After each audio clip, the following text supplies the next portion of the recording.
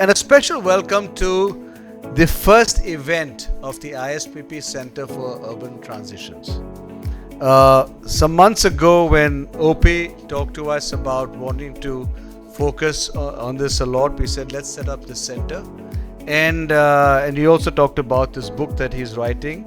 And he very sort of kindly said, let's launch it as an ISPP book. So we're glad to have this as our first book of ISPP. And thank you, OP, for having you over here. Since many of you are new to ISPP, probably first time on the campus, we'll give you a quick introduction to who we are, what we do. Like any other education institution, we do 4 things. One, obviously, primary is teaching. Second is research. You heard about the 4 centers which are now engaged with the research. Third thing we do is, of course, training and consultancy. So basically take the first 2 of teaching and research, apply that to larger segments of society, and do short-term trainings and consultancy.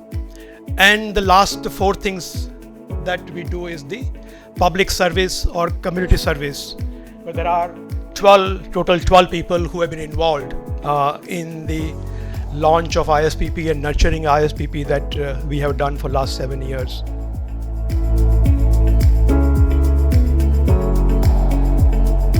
Thanks all of you for having come. I'm really delighted that the short message that I sent to many of you has got this kind of a response. Really thankful to all of you. But talking about the book, like most IAS officers, when you retire, most people say, let me write something about what I have done and my reminiscences and all that. And then I thought to myself and I said, well, I've done very little. But I've seen many people who've done so many things. And despite their contributions, many of them are not remembered, they are not known. So the purpose of this book was to celebrate many of them who've done amazing work, but are not being remembered by posterity. And a few names that I would like to say, Mr. B.I. Singhal, who was here, we would not have had anything on urban transport if it wasn't for him. The time when the Delhi Metro was being thought of, nobody in this country knew anything about metros. Mr. Singhal, as an ex-railway person, had gone to Hong Kong, worked in Hong Kong and Taiwan. He came back at a time when the Delhi government was thinking of the metro. If it wasn't for him, nobody would have known what the metro is like.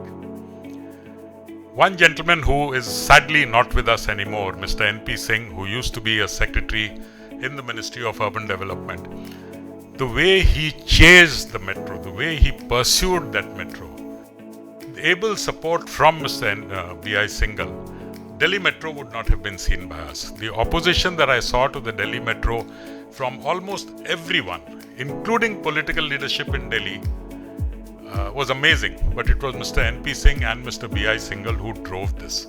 But today, neither Mr. N.P. Singh nor Mr. Singhal are known. I said, if I can find a way of celebrating them and remembering them. Now, all of you talk about the National Urban Transport Policy. If it wasn't for Mrs. Vinita Rai, who's here with us, this committee would not have been set up. And once the committee got set up, when they came up with the report, for a long time we were struggling about why will the states adopt this. And we were sort of really thinking what will happen. Then Mr. Baijal joined as Secretary Urban Development. He was the one who conceptualized the JNNURM. He was the father of the JNNURM.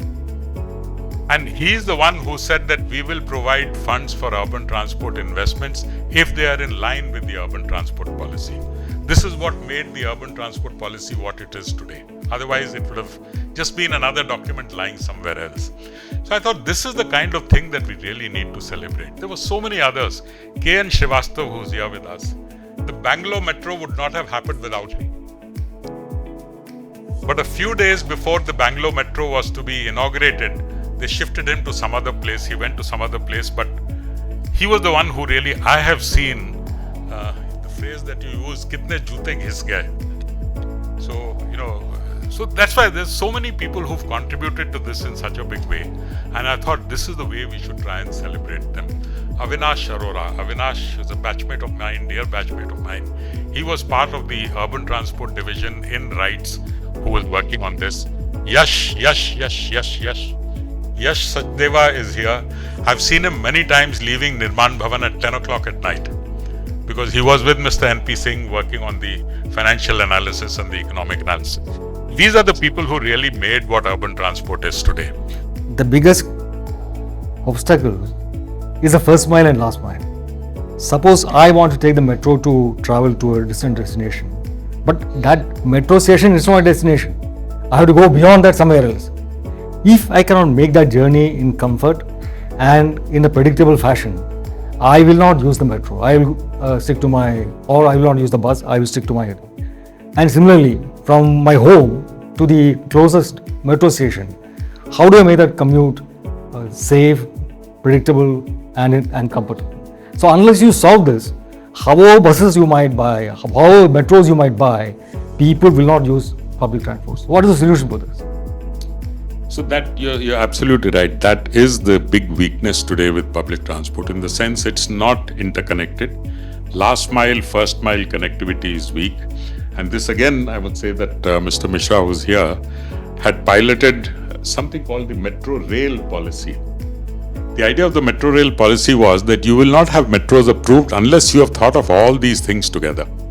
That means the first mile, last mile, done a good alternatives analysis to find out whether the metro is the best solution, whether you've looked at getting the private sector into the operation. So a lot of very good things came into that metro rail policy. Unfortunately, I think political expediency at some stage came in, metros continued. But this is precisely the problem that we are facing with our public transport system. These are not interlinked. And if I can say this, it's pretty much a global phenomenon. It's not just in India.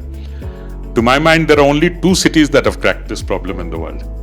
One is Singapore, the other is Seoul in Korea. These are the only two cities. And the only reason they have done it is public transport systems, whatever the mode be, are very well integrated. You get out of a metro station in Seoul, you have information on the buses that are waiting. The same ticket applies on the metro and the bus. You don't have to buy another ticket. Same ticket applies. I think that integration is something that we need to do in India. I live fairly close to the airport, but I still don't know whether at this point do I take the left road or the right road. The signage is very confusing. That leads to a lot of accidents. So I think something about good signages, good road design, good enforcement, these are things that come in if you want to reduce that. Now, there again, the problem is who's responsible for road safety? Is there a single agency responsible for road safety? Police does its own work. PWD does the road design. You try to get the two together, each one blames the other. So we need to have one centralized agency that is looking at public transport in an integrated mode, looking at road safety also as an integrated problem. Not as, someone builds the road, someone enforces, someone provides the ambulance for accident recovery. I think there, again, that is that one of the functions of the Metropolitan Transport Authority? It could easily be one of their functions, yeah. The core of governance, the core of public policy, is hard work.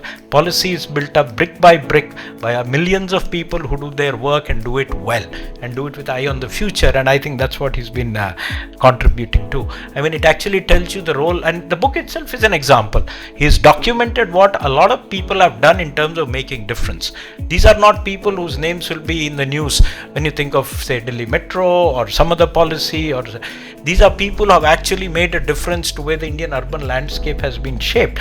This is actually the role of individuals in shaping history.